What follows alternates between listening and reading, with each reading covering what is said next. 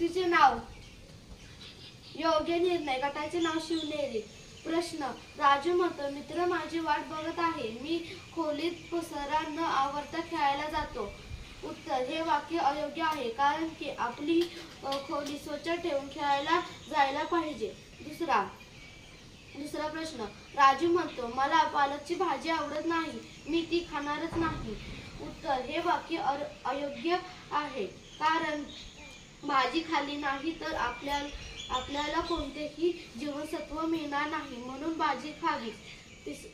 तिसरा प्रश्न. राजू म्हणतो, मला गणित आवडत नाही, मला गणितात चांगले मार्क मिळत नाही, त्यामुळे मी गणिताचा अभ्यास नंतर करीन. उत्तर. हे वाक्य अयोग्य आहे, कारण राजूने गणिताचा अभ्यास केला नाही तर त्याला व्यवहारज्ञान कळणार नाही व त्याला गणितात कमी मार्क पडतील.